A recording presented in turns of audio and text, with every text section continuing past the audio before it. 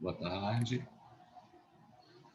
Nossa página de harmonização está no livro Vinha de Luz, mensagem trazida pelo Espírito Emmanuel, através da psicografia do Chico Xavier.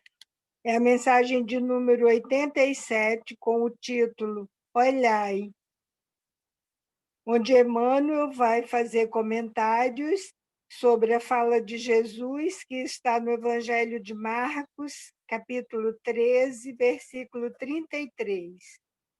Olhai, vigiai e orai, porque não sabeis quando chegará o tempo. Marcos registra determinada fórmula de vigilância que revela a nossa necessidade de mobilizar todos os recursos de reflexão e análise.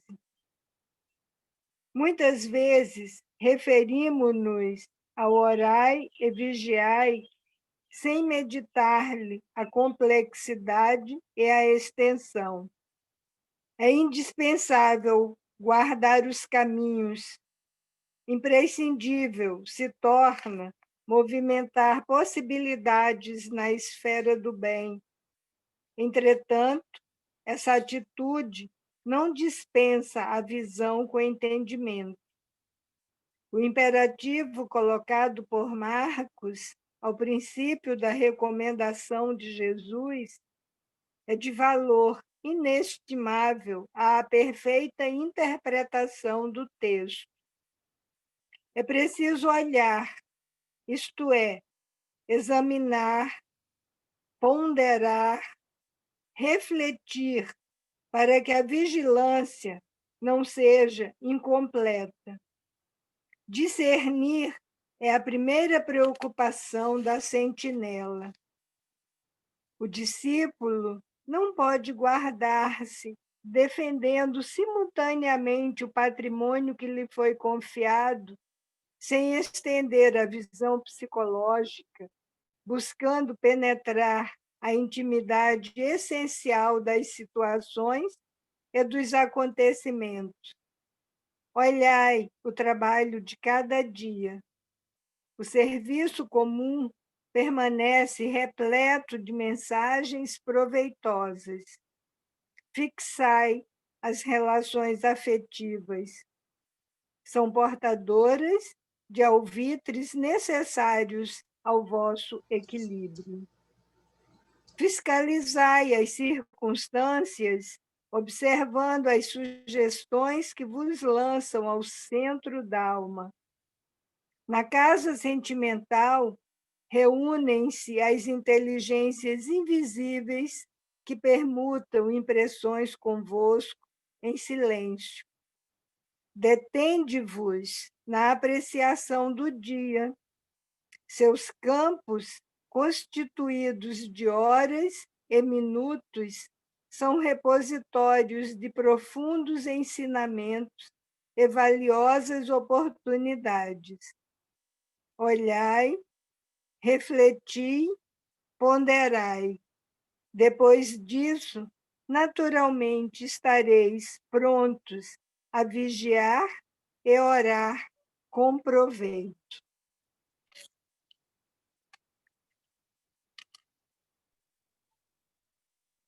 Querido Jesus, neste momento, Senhor, rogamos a Ti que nos ampare, nos fortaleça.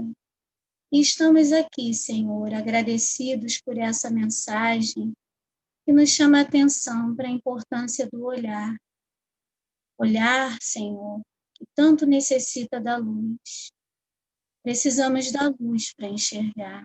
É através dela que formamos as imagens mentais. E também precisamos da luz para higienizar o nosso pensamento e assim, Senhor, avaliarmos as nossas ações. Muito obrigada, Senhor, por essa mensagem, por essa oportunidade bendita de estarmos aqui. Muito obrigada, Senhor, em teu nome, Senhor Jesus.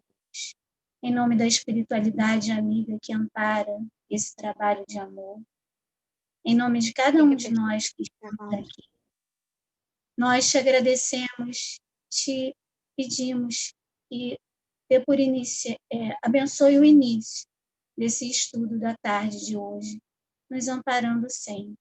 Que assim seja, Senhor. Graças a Deus. Graças a Deus. Bem-vindo, Leonápio, tio Napito, está na Olá, sala. pessoal.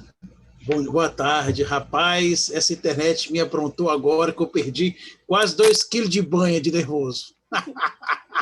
Eu senti todos os dias assim, né? Caraca. Vamos lá?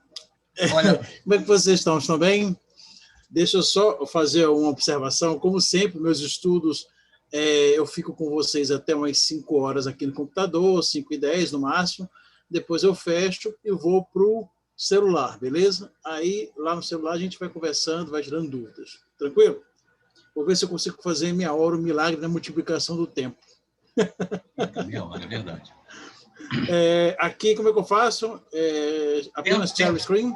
Vê se tem o share screen tá verdinho aí para você. Não, tá. Eu não estou ainda habilitado, não. Você tem que me habilitar. Então, eu vou fazer o seguinte, eu vou te colocar como anfitrião. Deixa eu ver se eu consigo aqui também. Até eu estou enrolado. É que mudou o Zoom, rapaz. Né? Hoje eu atualizei o Zoom aqui no computador. Uhum. Aliás, no celular. Já sei. O Zé me colocou. Deixa eu ver aqui. Faz parte, está se adaptando à tecnologia.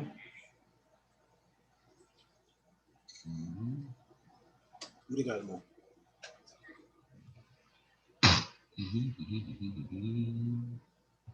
Deixa eu ver. Chover mole, hein? E tá precisando. Tão calor aqui daqueles, cara. Tá brabo. Tá mesmo. Aqui tá pior que o Piauí, hein? Tá quente. Ixi. Ok, agora eu vou ser o anfitrião. Não tem mais co-host, não. Agora é um só. Estranho, né? Desde ontem. Não é? Uhum. Tá bom. Então, vamos lá.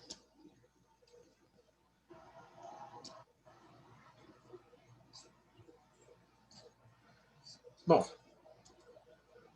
vamos organizar aqui o estudo de hoje.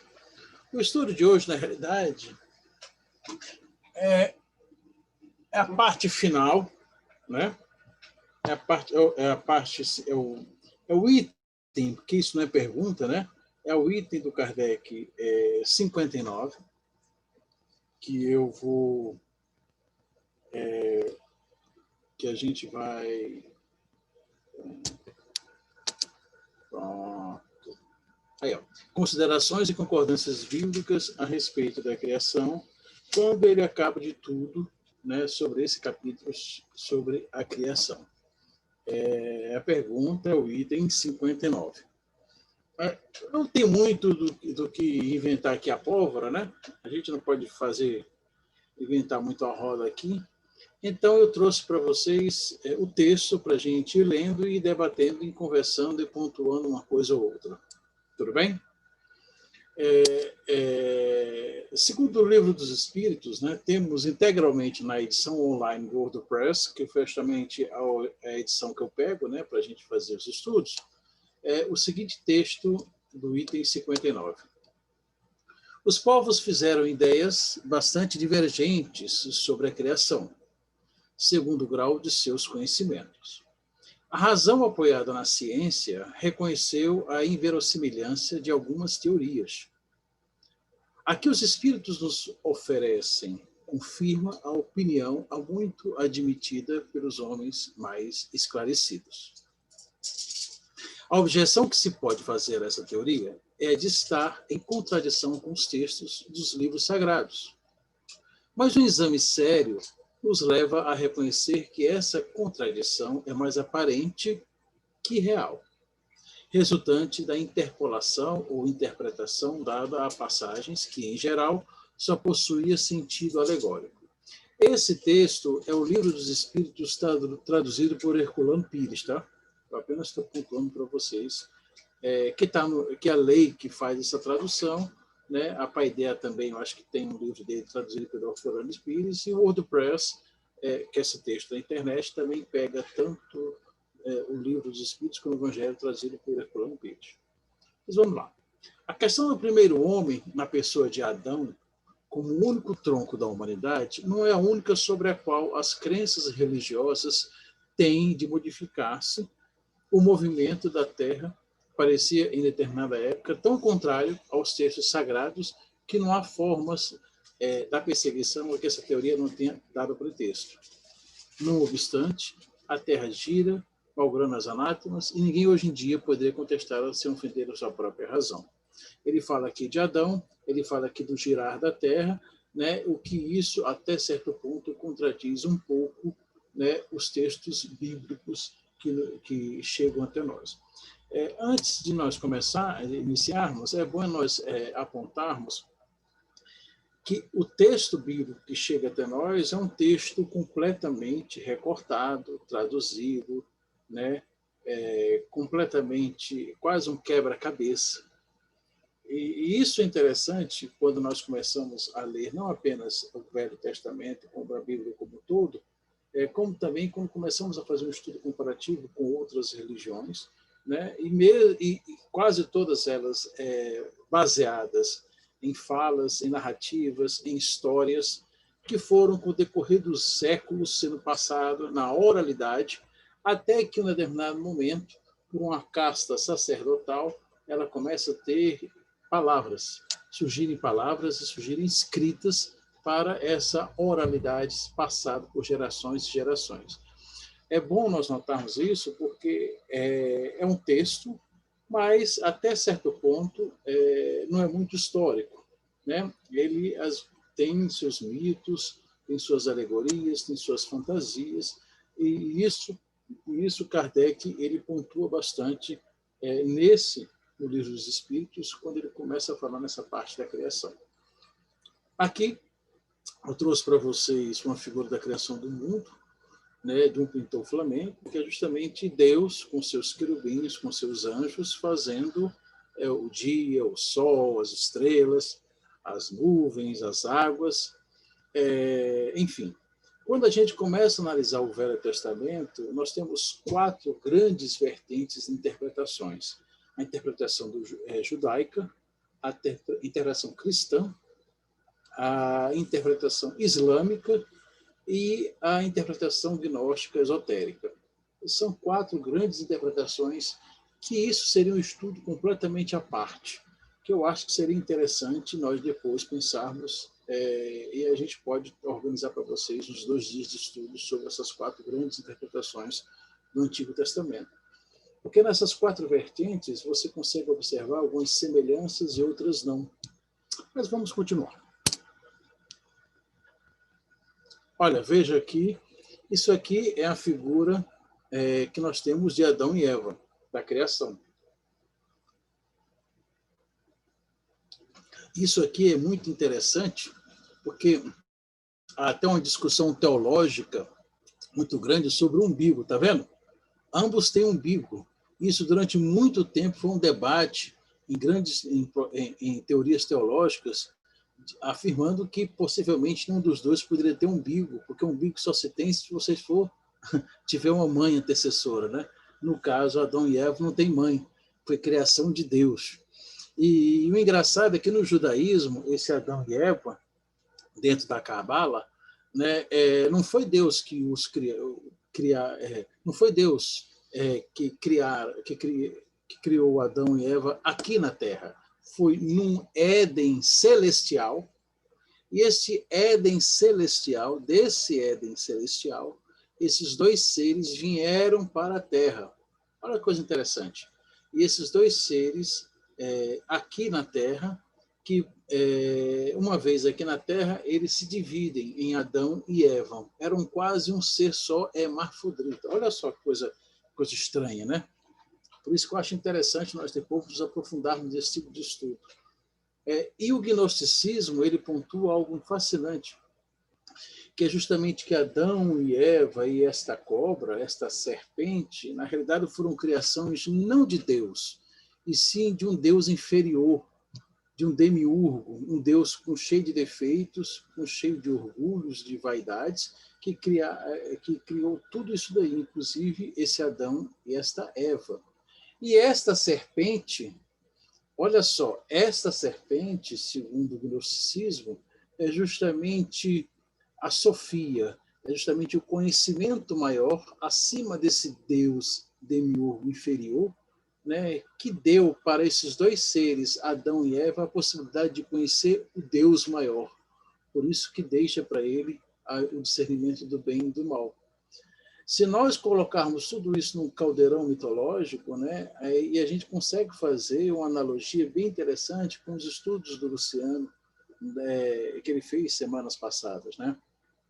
Se a crença popular da época achava que aqueles deuses que vieram de outras paragens siderais eram deuses com defeitos, né, e que foram eles que ajudaram na criação, talvez esse Velho Testamento, esse Deus orgulhoso, preconceituoso, cheio de problemas, né, possa ser uma analogia simbólica desses deuses que vieram de outros orbes celestiais. E esta serpente veio justamente para trazer a realidade da criação do Adão e da Eva, de um Deus superior, bom, justo, que é retornado lá com Jesus, com o Pai Celestial. Pois vamos lá. Ó, quem quiser fazer a colocação, pode fazer, tá? A Bíblia diz igualmente que o mundo foi criado em 6 dias e fixa a época da criação em cerca de 4.000 anos antes da era cristã. Antes disso, isso continuando Kardec. Antes disso, a Terra não existia, ela foi tirada do nada. O texto é formal. E eis que a ciência positiva, a ciência inexorável, vem provar o contrário. A formação do globo está gravada em caracteres indeléveis no mundo fóssil. E está provado que os 6 dias da criação representam outros tantos períodos, cada um deles, talvez, de muitas centenas de milhares de anos. E não se trata de um sistema, uma doutrina, uma opinião isolada, mas de um fato tão constante como do movimento da Terra, e que a teologia não pode deixar de admitir prova evidente do erro e que se pode cair quando se toma ao pé da letra as expressões de uma linguagem frequentemente figurada. Devemos concluir, então, que a Bíblia é um erro? Não, mas que os homens se enganam na sua interpretação. Veja, é o que nós sabemos e nós já pontuamos aqui em estudos anteriores, na formação dos seres vivos, na formação da Terra. Tudo começou lá num caldeirão cósmico, dentro das proteínas iniciais, no mar, né, com ebulição, com temperaturas, com raios, com os elementos químicos iniciais, daí começou a vida, que isso é uma das ideias, né? Uma das hipóteses e da teoria confirmada depois, agora no século passado, né? A teoria de Oparin, né?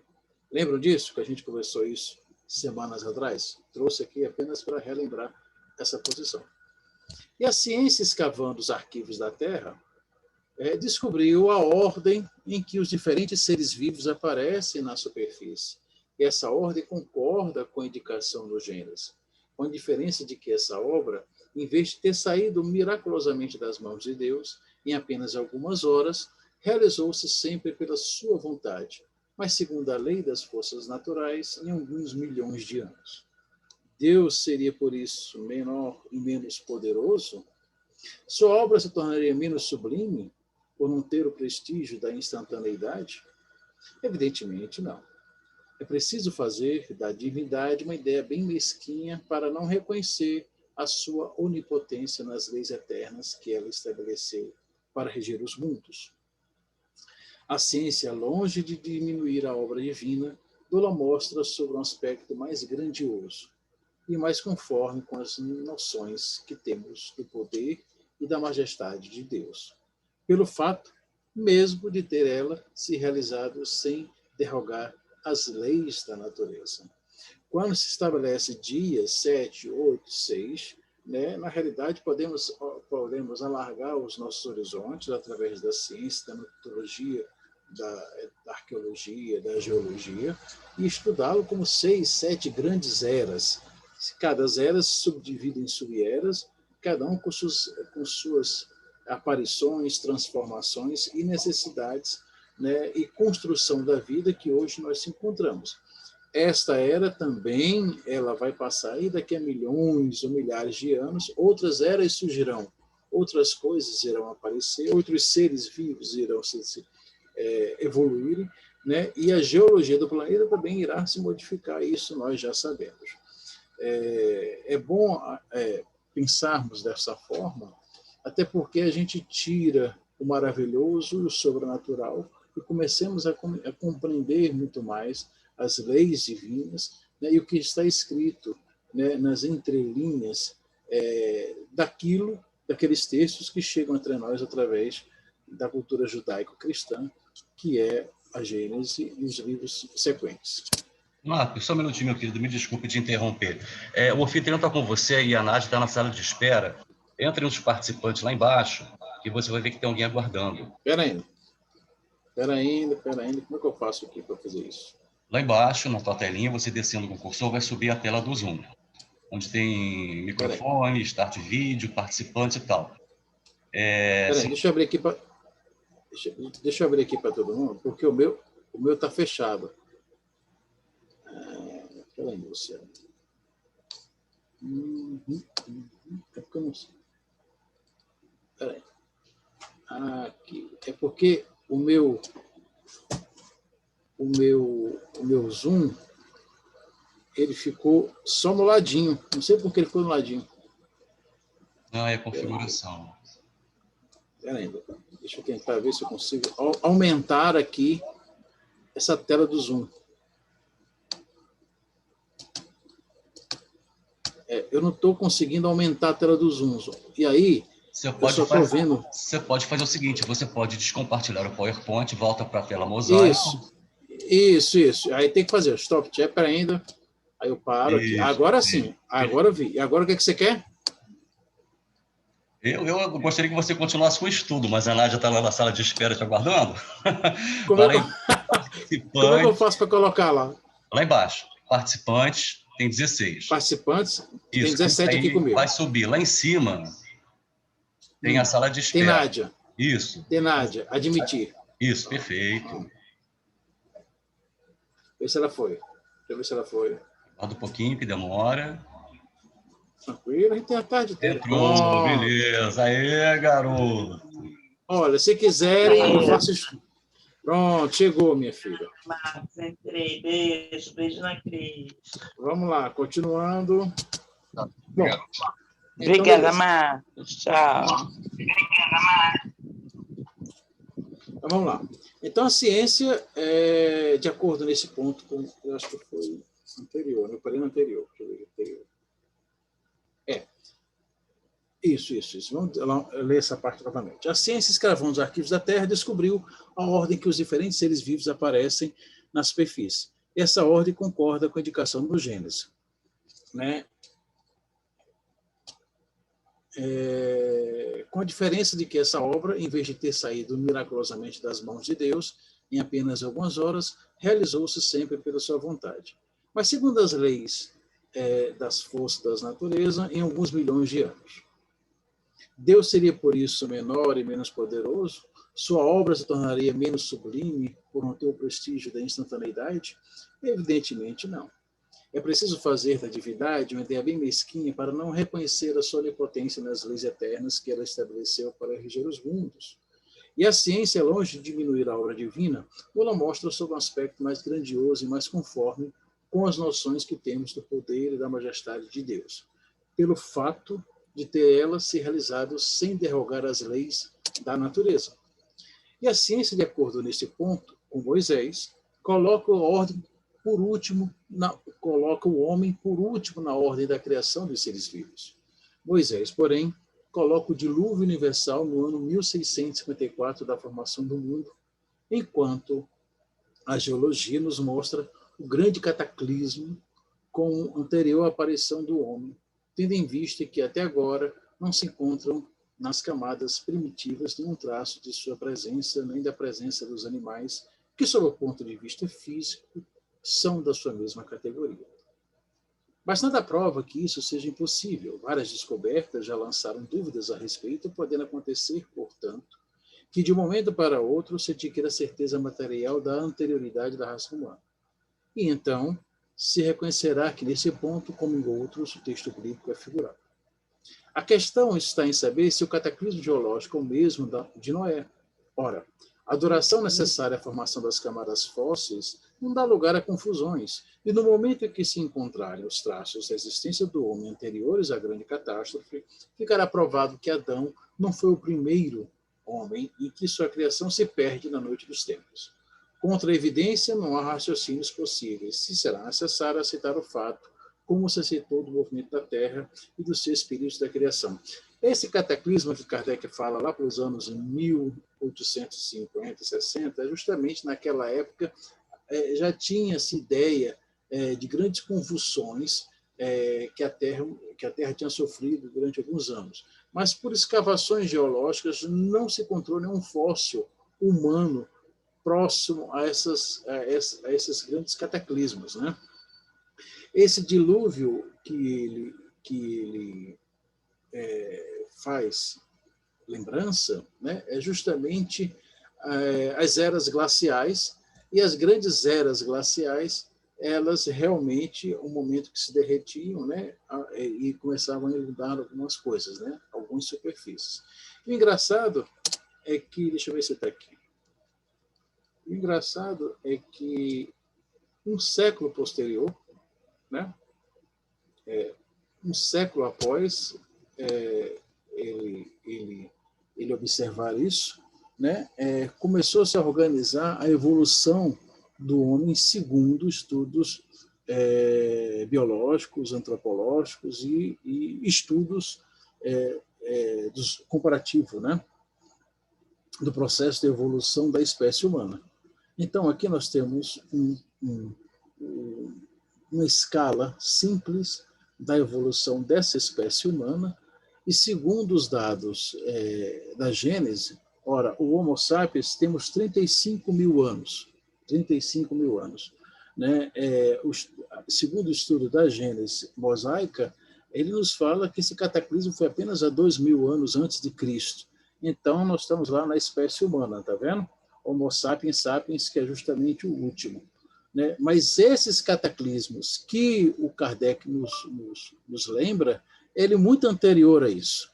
É muito anterior a isso, e não foi encontrado nenhuma espécie humana dentro da área geológica de pesquisa. Por isso que ele faz essa pequena análise e deixa aberto novas descobertas. E a espécie, a evolução humana, ela se dá com o decorrer do tempo, né? E depois desses grandes cataclismas, né? Vamos dar uma olhadinha nesse pequeno vídeo que eu trouxe para vocês e a gente vai conversar um pouco sobre ele. Ver se ele pega aqui. Mas como hoje está correndo tudo, né?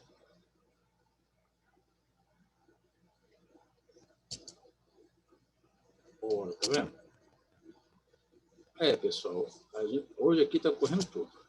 Engraçado que... Está dando o mídia indisponível lá, que faz o seguinte, descompartilha o PowerPoint, abre o seu player, o seu tocador, e compartilha ele depois.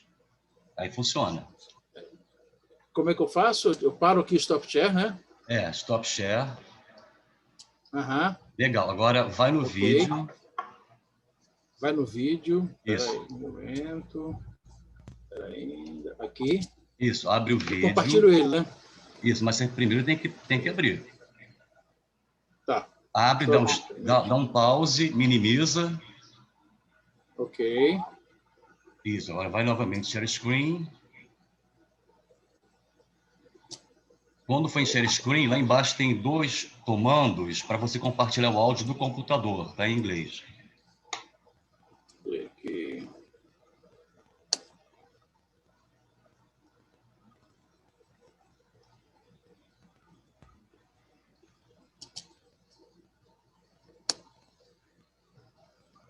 Vocês estão vendo? Por enquanto, não. Está a tela escura aqui. Iniciou um compartilhamento de tela, mas por enquanto não está reproduzindo. E agora, tá? Por enquanto não, continua a tela escura. Ah, foi. Foi? Foi. Deixa eu começar ele, deixa eu colocar no início. Olha, esse aqui é um pequeno desenho do processo de evolução da espécie humana, segundo os estudos, muito depois dos grandes cataclismos, né? Nós sabemos que esse grande cataclisma que o Kardec está pensando foi confirmado como um grande meteoro que acabou com os dinossauros, acabou com tudo, inundou boa parte das terras que conhecemos, com grandes tsunamis, né? Foi suficiente para diminuir a temperatura da Terra durante muito tempo, né? Teve uma mini era glacial, diminuindo bastante a temperatura, formando geleiras, enfim. Depois de tudo isso, milhões de anos, os mamíferos começaram a sobreviveram a tudo isso por serem menores, né? E um desses mamíferos começou a surgir os macacos, digamos assim, né? A linha deles, né? E a partir de então, um dessas espécies começaram a evoluir. Então vamos para um desenho simples para a gente entender mais ou menos. Eis o macaquinho, há milhões de anos atrás, é um primata, vivia praticamente nas árvores, né? Algum momento da evolução foi para o chão. Veja que ele não tinha estrutura óssea desenvolvida, começou a desenvolver para ficar em pé, né? Para começar a se movimentar. E ele começa depois a tentar, essa espécie, né, a desenvolver novas aptidões, e todos nós sabemos que isso se dá através do influxo do espírito em evolução. Ele começa a desenvolver garras, prensa e ossos, isso aqui, ó, para poder fazer machados, fazer outras coisas. O nível de proteína dele começou a subir exponencialmente na produção de proteínas, e o cérebro começa a aumentar, a reorganizar o tecido cerebral, num processo de evolução que dura milênios. E ele começa a ficar mais em pé, direitinho, essa espécie já é praticamente um homem, né? Ou se não é quase um hominídeo, digamos assim, e começa a procurar mais coisas, e daí começa a evoluir.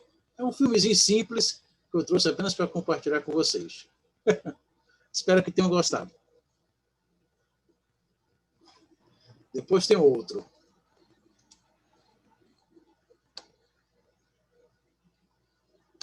Então,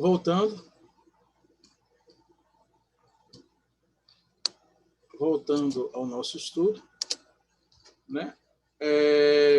Depois, Luciano, você poderia falar para mim quais são as mídias que o Zoom... Você sabe disso? Quais são as mídias que ele aceita? Eu posso colocar outro tipo de mídia, né? Para não dar mais problema, tá bom? Eu não sei. Se você souber quais são os tipos de mídia, né? Depois eu te faço um tutorial. Aí depois você manda para a gente. Personalizado, tranquilo. Tranquilo, beleza. Mais ou menos nos anos 40, 50, 60, através de várias e várias pesquisas geológicas, né, pesquisas sedimentares, descobriu que após a grande era glacial, né, era em que o homem já existia, no caso o Neandertal e o Homo sapiens, eles coexistiam nessa época, 12, 13 mil anos atrás, essa grande era glacial. Nós sabemos que depois, com o decaimento dessa era, o aquecimento normal da Terra, grandes geleiras começaram a se fragmentar, a se diluírem, e descobriu-se que na região do Mar Negro, próximo ali de Bósforo, de Istambul, houve um grande dilúvio abrupto, né, pelo um desaguar maciço de grandes geleiras que existiam no norte da Europa. esse dilúvio desse momento talvez possa ser o dilúvio de Noé, talvez possa ser o grande dilúvio, talvez, né? Simbolicamente representado pelo dilúvio com a Arcturo, mas porque essa região, do Mar Negro, quando ela começou a se encher bastante de água, né? Veja, a Turquia, o Irã, a Síria, a região dos caldeus, a região dos suméricos, olha aí, meu caro Luciano, começou a se encher bastante de água de forma abrupta, né? E talvez isso possa ter surgido, digamos assim, a ideia de um grande dilúvio. Além disso, essa região, por fazer um grande êxodo, né, dos pequenos moradores que existiam nisso daí, uma grande língua, a língua indo-europeia, né, também surgiu a partir do êxodo desses povos dessa região do Mar Negro, né? E essa confusão de línguas, olha que coisa interessante, pode também ter sido simbolizado na Torre de Babel, também escrito lá no Antigo Testamento. Coincide bastante. É um estudo que está em desenvolvimento, mas é bem interessante, eu trouxe para vocês, apenas para a gente lembrar. Continuando, Kardec, a existência do homem antes do dilúvio geológico não há dúvida, ainda hipotética, mas eis como nos parece menos. Admitindo-se que o homem tenha aparecido pela primeira vez na Terra 4.000 anos antes de Cristo, se 1.650 anos mais tarde toda a raça humana foi destruída, segundo o Gênesis, com exceção apenas de uma família, concluiu-se que o povoamento da Terra data de Noé, ou seja, de 2.350 anos antes da nossa era. Ora, quando os hebreus emigraram para o Egito, no 18º século, encontravam-se esse país bastante povoado e já bem avançado em civilização. A história prova que, nessa época, a Índia e outros países eram igualmente florescentes, mesmo se levarmos em conta a cronologia de certos povos, que remontam à época ainda mais recuada. Teria sido, então, necessário que do 24º ao 18º século, quer dizer, no espaço de 600 anos, não somente a posteridade de um único homem tivesse podido povoar todas as imensas regiões então conhecidas, supondo-se que as outras não estivessem povoadas, mas também que nesse curto intervalo a espécie humana tivesse podido elevar-se da ignorância absoluta do estado primitivo ao mais alto grau do desenvolvimento intelectual, o que é contrário a todas as leis antropológicas. A diversidade das raças humanas vem ainda em apoio desta opinião. O clima e os hábitos produzem, sem dúvida, modificações das características físicas, mas sabe-se até onde pode chegar a influência dessas causas. O exame fisiológico prova a existência, entre algumas raças, de diferenças constitucionais mais profundas que as produzidas pelo clima. O cruzamento de raças produz os tipos intermediários, tende a superar os caracteres extremos, mas não cria estes, produzindo apenas as variedades. Ora, para que tivesse havido o cruzamento de raças, era necessário que houvesse raças distintas. E como explicarmos a sua existência, dando-lhes um tronco comum e, sobretudo, tão próximo? Como admitir que em alguns séculos certos descendentes de Noé se tivessem transformado a ponto de produzir em raça etíope, por exemplo? Uma tal metamorfose não é mais admissível que a hipótese de um tronco comum para o lobo e a ovelha, o elefante, o pulgão, a ave e o peixe. Ainda uma vez, nada poderia prevalecer contra a evidência dos fatos. Aqui, novamente, ele afirma da impossibilidade de descendermos em tão pouco espaço de tempo, né, de um único ou de dois apenas, de uma única família, né? Tudo isso ele vem como uma alegoria, né, uma simbologia de algo mais interessante.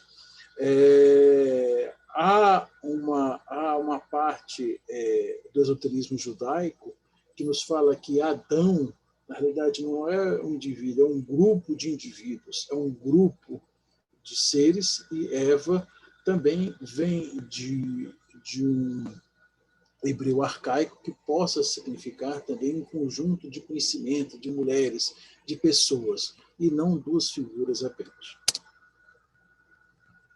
Tudo se explica, pelo contrário, admitindo-se a existência do homem antes da época que lhe é burlamente assinalada.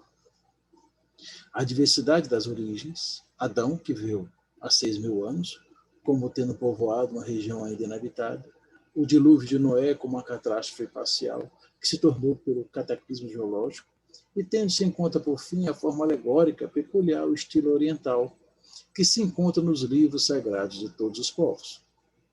Eis porque é prudente não se acusar muito ligeiramente de falsas as doutrinas que podem, cedo ou tarde, como tantas outras, oferecer um desmentido aos que as combatem.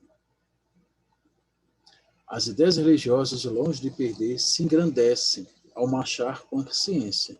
Esse é o único meio de não apresentarem ao ceticismo de um lado vulnerável. E assim finaliza o Kardec nesse item 59. Deixa eu ver se esse aqui vai. Esse aqui também não foi. Vocês querem ver esse vídeo? Esse vídeo eu acho bem interessante. Claro, Lário. Hã? Continuo? Sim. O engraçado é que quando a gente começa a encaixar essas informações junto daquelas que o Luciano trouxe com o estudo dele, é interessante nós observarmos, deixa eu ver aqui, tem tanta coisa aberta que eu já estou ficando doido aqui, peraí. Primeiro você descompartilha o PowerPoint. Descompartilha o PowerPoint, depois você abre o segundo vídeo. Isso. Isso, peraí. Start.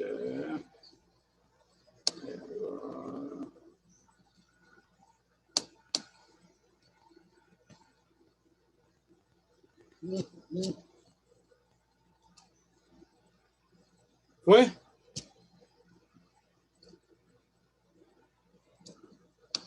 Tá indo? Sim. Vocês estão vendo? Isso aqui é justamente o único defeito que eu achei desse vídeo foi não mostrar as espécies. Isso aqui é um vídeo que fala da figura, da fisionomia das espécies de espécies antecessoras à espécie humana, né? Como elas se modificaram, né, segundo estudos arqueológicos e segundo estudos antropológicos, dentro da evolução dessa espécie, né? Aqueles seres que estavam lá ainda nas árvores vão se modificando, o crânio vai se organizando, né? E talvez um desses seres aí possa ter sido Adão e Eva, de forma simbólica, né? Trazendo para a humanidade seres de outras dimensões encarnados aqui no planeta Terra. Talvez sejam seres parecidos com esse, né? Que o expurgo desse momento da Terra possa encontrar em outros orbes para descobrir fogo.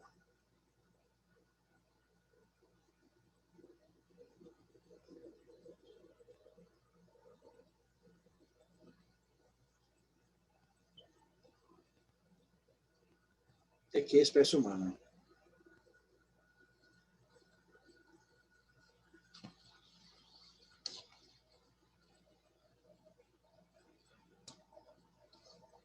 Tentei pegar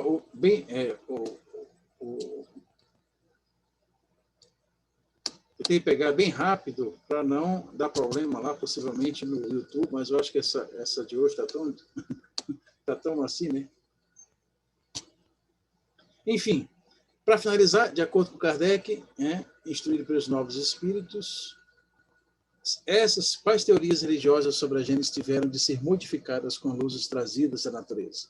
A de Adão ter sido o primeiro homem, a de que o Sol gira em torno da Terra, a de que o mundo foi criado em apenas 6 dias, a de que o mundo foi criado há cerca de 6.000 anos, e a de que o dilúvio de Noé foi uma catástrofe universal.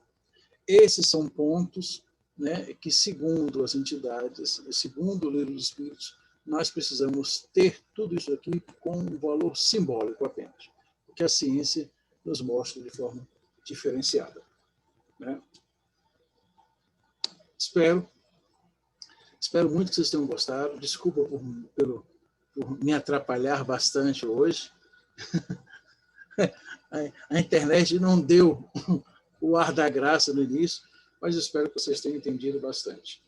De tudo que fica é que sempre o ser humano precisa de algo, explicar algo com palavras, com mitos, com mitologias, para poder passar a informação do onipresente, daquele que tudo faz, né? Daquele verbo que ele não consegue entender. E a doutrina espírita, de forma racional e organizada, nos traz postulados para irmos descortinando, né, certas informações truncadas. Não esquecer de nada, não esquecer de nada e ir juntando o quebra-cabeças para uma construção maior, uma verdade, que espera e aguarda para ser descoberta por cada um de nós, a seu tempo, no seu momento justo. Obrigado, pessoal. Excelente, Olaf. Trabalho muito bom. Só uma pontuação aqui. O Marcos pediu para que você coloque os links dos 2 vídeos lá no grupo depois, para o pessoal poder assistir. Não, eu vou fazer melhor. Eu vou jogar ele no grupo depois. Depois eu jogo os 2 vídeos no grupo. Porque eu estou com Luciano, ele aqui. uma correção. Jogo... Foi a Cris, viu? Foi a Cris, a minha esposa. Quem falou aí? O Marcos, eu estou falando do jogo. Oi, Cris. Oi. Foi ela que pediu. Ah, foi. Tudo bem, Cris? Beleza, Tudo minha querida? bem. Eu mando sim. Espera aí. Isso. Deixa eu abrir o vídeo. Não, mas nós estamos de pijama. É que eu estou de pijama. Não preocupe não, minha filha. Ai, ótimo. Tá bom, tá bom. Tá bom. Tudo bem. Se Marcos, puder, você está mais bonita acompanhada, hein, Marcos? Marcos está mais bonita acompanhada, hein, Marcos? Tá melhor agora o vídeo, hein? É isso aí, meu amigo. Excelente apresentação, hein? Muito bom, Leonardo. Parabéns. Tá, desculpa porque foi me enrolado aqui na internet, mas enfim, a ideia é mais ou menos essa. E eu trago uma outra ideia para vocês, que é justamente isso. Quando a gente começa a estudar parte do gnosticismo, né, do esoterismo antigo, é muito interessante quando a gente começa a fazer um link com o espiritismo. Né, muito interessante mesmo. Se partimos da ideia do Luciano, daqueles seres, né, aqueles seres extraterrestres que vieram, os Anunnakis, vieram para o planeta Terra e, de uma forma ou de outra, entraram em contato com os humanos. Olha só que coisa interessante. Entraram em contato com os humanos, com os seres que estavam aqui, né? Tudo bem? Para esses humanos, estes seres, né, eram deuses, certamente. Né? E segundo o gnosticismo, né, ele bebe na fonte de que o Deus do Antigo Testamento é um demiurgo, é um Deus com características intelectuais avançadas, né, mas que possui grandes defeitos. E o que o Luciano nos trouxe com essa ideia de deuses astronautas, do Zacarias Sitchin, né, a hipótese que ele nos traz, você entendeu? Enfim, a hipótese que ele nos traz de que esses deuses tinham seus defeitos, né? Não eram todos moralmente evoluídos. Poderiam ser intelectualmente evoluídos, mas não eram todos moralmente evoluídos. Ora, se o Deus do Antigo Testamento é esse demiurgo, será que eles estão fazendo referência a esses deuses como capazes intelectualmente de produzir grandes coisas, só que com grande deficiência moral? Isso é uma pergunta que eu acho interessante se nós começarmos a alinhavar por esse caminho. E aí a gente começa a entender a serpente. A serpente, porque a serpente, dentro da alquimia, o Ouroboros, né, que é ela com seu rabo fazendo ciclo, significa o renascimento, né? O ciclo do processo vital, ela traz na árvore a capacidade, ela incita esse ser humano, esse espírito autóctone que está aqui encarnado, e descobrir a verdade, o conhecimento. Comendo não a maçã, né? Porque latim malus, né, pode ser maçã, pode ser mal, né? Aí colocaram maçã como se fosse a fruta proibida. Eu adoro. Diga essa passagem. É muito bom comer uma maçã por dia, tá? É uma das frutas melhores que limpa o organismo, desintoxica. Dizem que a rainha Elizabeth da Inglaterra toma uma maçã por dia. Eu já estou comendo 2. Se eu durar um pouco mais do que ela, eu fico feliz. Mas enfim, se a gente começar a fazer essa relação, fica bem rico e interessante o estudo. Isso, se vocês quiserem, depois a gente pode trazer com mais calma um estudo só sobre isso, porque tem muito pano para manga. Muito pano para manga mesmo. Enfim. Outra coisa interessante, estou me lembrando agora, desculpa atrapalhar vocês, tá? Meu Deus, são 5h10 que trabalho. Outra coisa interessante é o seguinte, pense, olha que coisa linda, pense em 2 grandes sociedades, uma sociedade agricultora e uma sociedade que trabalha com a pecuária. Né? Há 12, 13 mil anos, 14 mil anos atrás, a pastoril, né? Essa sociedade agricultora é ligada à mãe. Geralmente, o sagrado feminino é muito ligado às sociedades que trabalham com agricultura. Já o patriarcado, ele é muito mais ligado às sociedades agropastoris, né? De caça, de tudo mais. E nós sabemos que os hebreus eram muito mais agropastoris, né? Eles caçavam, eles eram caçadores, eles não ficavam muito tempo em determinadas regiões, inúmeras vezes foram escravizados. E não há nada melhor do que, para uma sociedade patriarcal, deixar o matriarcal de lado. Então, por isso, se a gente começar a entender, a gente entende que um Deus do Velho Testamento, ele não é misógino, mas pelo menos ele não gosta muito de mulher, não. Ele diz que Eva vem de Adão. Olha só, que coisa subordinada, que subordinação. Por quê? E lá na frente, se você vê o Velho Testamento, lê algumas coisas do Velho Testamento, você fala que a mulher foi feita para servir o homem e tudo mais, aquela história todinha. E isso é bem interessante se nós analisarmos a simbologia de tudo isso, como é uma sociedade que quer impor, digamos assim, o seu legado patriarcal diante da fertilidade de uma mulher ou do matriarcado. Aí ninguém entende depois quando Jesus vem no Novo Testamento e acolhe com carinho e afeição todas as mulheres e se apresenta para Maria de Magdala. É como se fosse um tapa de luva de pelica, não é isso? Dizendo, olha, as mulheres são tão importantes, ou se depender até mais importante no todo o processo religioso que vocês possam imaginar. Mas isso também é outra história para outro estudo, mas por enquanto fica. Alguma dúvida, pessoal? Não, Jesus ele simplesmente revolucionou todos os paradigmas humanos, né? Sobretudo no aspecto moral. E essa inversão de ascendência, né, do macho sobre a fêmea foi uma das mais, para nós, na sociedade humana, em termos de relação, respeito e empatia ao sexo oposto, uma das mais importantes. Muito embora até hoje nós ainda tenhamos algumas sociedades que ainda conservam essa tradição, né? A mulher era inferior ao homem, o homem lá tem um harém com 500 esposas, enfim, mas ainda são épocas do passado, né? Agora, só para fechar minha fala aqui, 2 questões rapidinho, o tempo já está saindo. Você falou das línguas, perdão, indo-europeias, eu não coloquei isso. Nosso estudo anterior. O meu nome, Eunápio, é de uma origem grega e indo-europeia. Interessante. A raiz morfológica da língua tupi-guarani, dos nossos, né, antepassados aqui da terra Brasílias, era muito semelhante à língua suméria. E aí faz um contraponto com a sugestão que você colocou e a gente não conseguiu encaixar no nosso trabalho. Ou seja, os sumérios estiveram também no Brasil. De alguma forma, a influência linguística chegou até nós. Isso é importante colocar.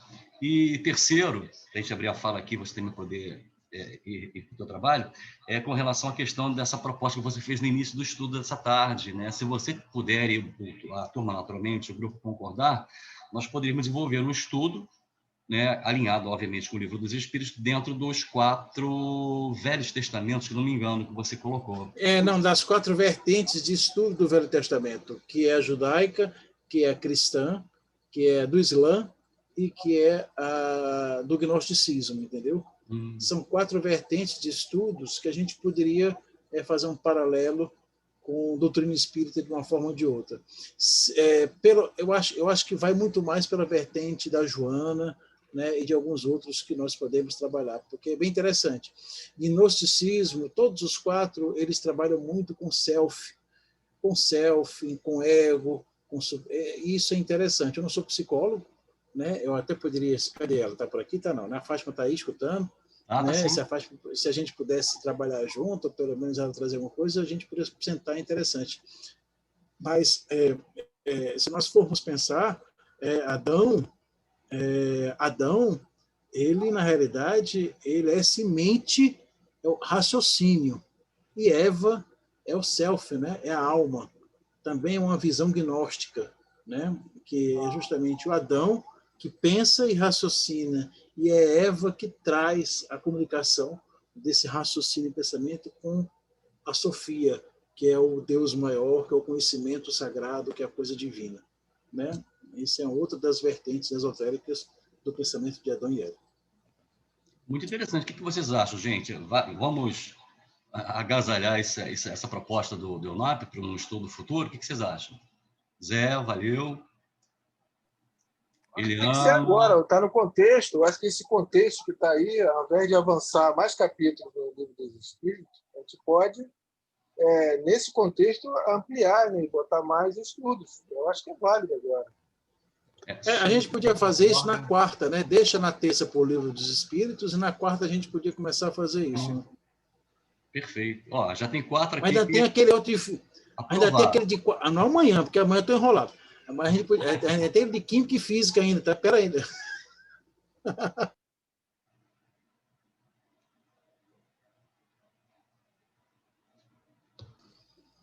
Vamos pensar. Eu vou sair agora daqui e vou entrar no celular, tá, pessoal? Até daqui a pouco. Espera aí. Não, peraí, me coloca como anfitrião, senão eu não vou conseguir te admitir. Então peraí. Me tira de como anfitrião aí, ajeita aí. Não, você tem que me colocar. Coloca o Luciano Note como anfitrião, já que não tem cor, anfitrião por enquanto. Como é que eu faço isso, meu filho? Vai lá nos participantes, abre a janelinha, procura o Luciano Note, do lado tem a câmerazinha e uma caixinha de diálogo, clica nela. Luciano Note, beleza, agora? Tem a câmerazinha e uma caixa de diálogo, mute. Aí vai ter uma setinha para a direita. Clica nela, abre uma outra janela, ele tem opções ali. Aí tem qual? Make host, é isso? Isso, perfeito. Foi ainda não? Foi, valeu. Posso opinar sobre o estudo? Claro, não, agora eu vou entrar no meu celular, beleza? Um abraço. Posso sair, né? Pode.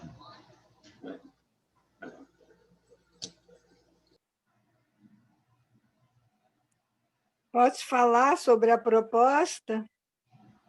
Pode, Raquel, claro.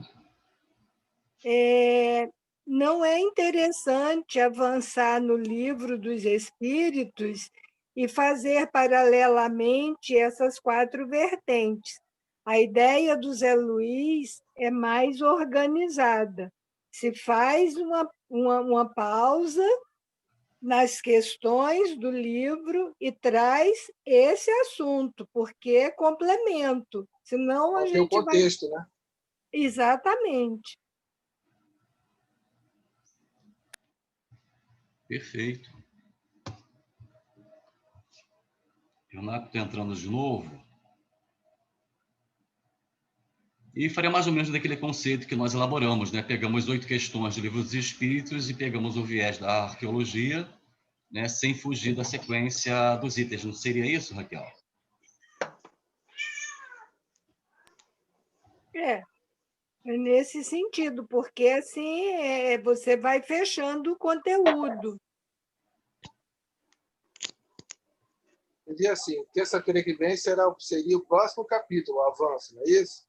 Então, ao invés de avançar na próxima terça-feira para um outro capítulo, não, permanece nesse, mas dá as 4 vertentes que o Leonardo está falando. E acho que fica aí, fecha o contexto, por semana que vem a gente avança. Quando concluir as 4 vertentes, se passa para o capítulo 4, que é do princípio vital. É isso. Perfeito. Então, vocês querem que terça-feira que vem a gente converse sobre essas 4 vertentes, não é isso? Isso, perfeito. Aproveitar que está no embalo, rapaz. É assim mesmo, ladeira abaixo, todo santo ajuda. Bom, deixa eu então bater um papo aqui. Posso, Luciano? Poxa, a sala está aberta, meu Vamos querido. lá. Dentro desse contexto todo, né, a gente tem que sempre lembrar que o grande diapasão da época, né, que Kardec estava codificando, era verdade e os mitos, verdade e os mitos. E havia um esbarrão muito forte com a igreja predominante na época, na França, né? E então ele, quando fala desse contexto, o próprio título, né, dessa interferência, vamos dizer assim, bíblica, né, nos fatos, isso é muito importante, porque ele tinha, aliás, muitos católicos foram inimigos ferrenhos do Kardec por causa disso, porque ele estava contradizendo o livro sagrado, né, o livro imexível, o livro intocado, né? Hoje, com um pouco de estudo que a gente vê, a gente sabe, por exemplo, que os pergaminhos do Mar Morto, eles têm muito mais livros e muito mais verdades que não tem na Bíblia. E eles confirmam, corroboram, existem livros iguais. Então, do que nós estamos falando, cara pálida? Assim, eu disse o próprio livro de Enoque, que é dito como o primeiro livro, que quem vê aquele filme Noé, ele está lá bem descrito, né? Simplesmente o primeiro a Eva não é Eva, é Lilith. Né? Então, a gente tem lá vários contextos. Mas, assim, como a gente estuda muito, a gente quer sempre buscar um link. Né? Onde que está o link? Onde que se acerta com a história? Onde que a Bíblia consegue se acertar com a história? A primeira viagem que a gente faz é justamente lá naquela época de Moisés, né? O faraó. E todos os estudos apontam para ter acontecido em 1440 a.C. Então, a gente já pode admitir que a idade de Noé é essa, 1.400 anos antes de Cristo. Ali aconteceu. E por que isso aconteceu? Porque existe lá um local chamado Pi-Ramsés. E essa cidade ela ainda não foi encontrada. E ela é bíblica. É aquela cidade construída pelos hebreus. Aliás, hebreu significa aqueles do outro lado do rio, né, o Abirus. E assim tem muitas coisas legais. Mas tem um fato geológico, um fato lá, que a própria ciência comprova dessa época, exatamente nessa época, que aí explicaria as tais pragas de Moisés, né, que foi a erupção do vulcão de Santorini. Fica exatamente na direção do Delta do Nilo. E a própria ciência comprova isso, porque há 1450 a.C., peixes do Mediterrâneo foram parar próximo à represa de Assuã, ou seja, subiram quase 2.500 quilômetros rio acima, no Nilo. Mas outro fato incomoda, porque todos os tradutores hoje falam que o Mar Vermelho é simplesmente uma tradução errada. São aquelas palavras que têm vários sentidos. Né? Na verdade, o Moisés atravessou o Mar de Juncos. E até onde que se sabe que um lugar que tem Mar de Juncos é no delta do Nilo. Então, existe um contexto histórico, um contexto científico que consegue mexer muito nessa história. Que o mar se abriu, que o povo atravessou, e muito que provavelmente foi simplesmente uma erupção do vulcão que ajudou, que, claro, qual o milagre aí? Era Moisés saber exatamente a hora de passar. E isso a gente entende que foi guiado. Isso é só para começar a história. Se a gente for aprofundar muito, vai ver que tem muitas coisas, muitos pontos na história que equivalem à Bíblia. O outro livro interessante é esse aqui, que até foi você mesmo, a Epopeia de Gilgamesh. A Epopeia de Gilgamesh, né, pelo que se fala, a pedra, né, ela data de 2.400 a.C., ou seja, pelo menos lá 1.000 anos antes de Moisés. E ela fala, né, no que está escrito nessa epopeia, é que eles são a 4ª geração após Noé, após o dilúvio. Então, olha como é que fica o contexto. Então, o dilúvio deve ter acontecido, ou se houve dilúvio, se não, mas a gente pode dizer assim, ele tem que ter acontecido até 6.000 a.C., para dar essa 4ª geração que está aqui. É claro que tem que se lembrar, o tempo é medido de forma diferente. Nessa época não existia o nosso calendário, né? Não era assim, era por luas e não por anos. E há todo um contexto. E todos os estudos apontam para que lá o Cro-Magnon, né, que foi de fato, né, o homem de inteligência que usava lanças, ele data de entre 16.000 e 26.000 anos antes de Cristo. Então, se a gente está falando de um Adão, ele tem que ser muito mais velho que o Adão declarado pela Igreja com 4.000 anos. Então, são contextos que o Kardec fez questão de tocar, porque está na cara que isso não pode ser verdade. Está na cara que a ciência não consegue casar nisso. Então, se a gente fizer os 7 bilhões e meio hoje viventes aqui na Terra e fizer uma regressão, essa regressão não casa com 6.000 anos, casa muito mais antes. Então, isso aponta para que, se houve dilúvio, ele não foi universal, ele foi parcial. Porque não bate com nossa carga genética, vamos dizer assim. E na África tem os povos com marcas genéticas mais antigas que se conhecem. Isso sugere que a primeira civilização, os primeiros homens, os primeiros hominídeos aconteceram lá. Mas, e aí? O livro todo é contestado? Será que a gente vai pegar a Bíblia e jogar no lixo? Não, a gente não pode fazer isso. Os próprios Espíritos falam que a gente deve respeitar esse livro porque ele é um esforço muito grande da própria espiritualidade para trazer o Deus único até a gente. Então, é muito sério, é muito assim, e a gente precisa tocar esse tipo de informação, esse tipo de coisa com carinho, mostrando a ciência, mas não como um rompante, com um martelado em cima para quebrar o vaso. Não, o vaso pode acontecer, mas a gente vai botar uma florezinha mais bonita, né? Vai botar um prato embaixo do vaso para melhorar essa história, que ela está muito mal contada, né? Muitos livros faltam, muita história falta. E esse é o problema. Mas, assim, é muito legal o Leonardo trazer dessa forma. Eu acho interessante, sim, a gente olhar, ter outros olhares, já que ele é estudioso também, olhar outras formas de entender a mesma coisa. E vamos seguir em frente. Né? É só isso. Muito bom, Zé. Obrigado pela contribuição também.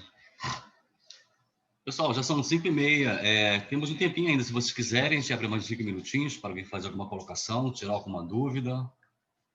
Pode ficar à vontade. Até porque o estudo hoje começou mais tarde, né? Então vamos considerar o tempo que nós perdemos aí do início.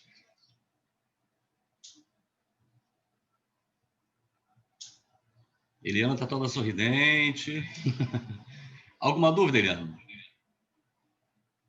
Todas, né? É muito bom a gente estudar. É que para falar, eu tenho que abrir no telefone. Olha, as dúvidas são muitas, sim, mas é muito interessante, muito bonito. E o Zé falou tão... Abertos, precisa tocou em o volume tantos...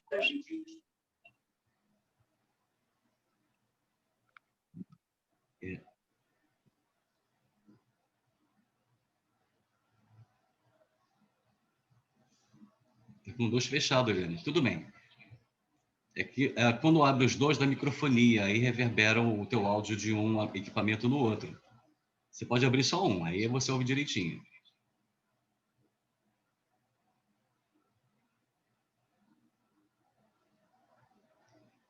Eu não está conseguindo.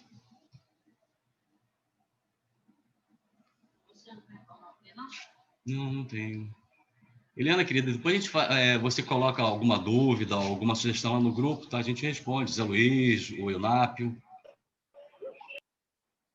Tá ok? Bom, gente, vamos encerrar o estudo. Alguém tem mais alguma colocação? Não? Todo mundo sério hoje? Deve ser um tema, né? Falar sobre criação humana e passagens bíblicas, né? Esses conceitos que estão arraigados em nós há quase 2.000 anos, pelo menos há 1.700 anos, realmente não é muito fácil, não. Então, estamos nos dirigindo ao final do nosso estudo e se alguém sentir vontade de fazer a prece final, pode tomar a palavra, por favor.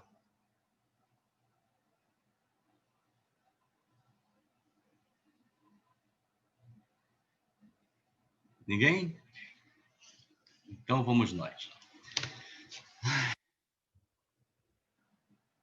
Vamos asserenando os nossos sentimentos e alinhando os nossos pensamentos com as esferas mais altas da vida e visualizarmos a figura de Jesus, nosso querido mestre, irmão mais velho, guia de todos nós e governador do planeta. E assim, Jesus, mais uma vez aqui estamos, agradecidos pela oportunidade desse estudo vespertino, pedindo a vós, Senhor, que acalente os corações dos nossos irmãos que por hora atravessam por grandes dificuldades materiais, sobretudo na esfera física, agradecendo pela recuperação de todos aqueles que foram acometidos pelo vírus, que graças a Deus e a vossa intervenção hoje estão recuperados, como também aqueles outros, Senhor, que fizeram a passagem de retorno ao plano espiritual. E assim, Jesus, mais uma vez, se conosco e damos por encerrada a nossa tarde de estudos. E assim seja, graças a Deus.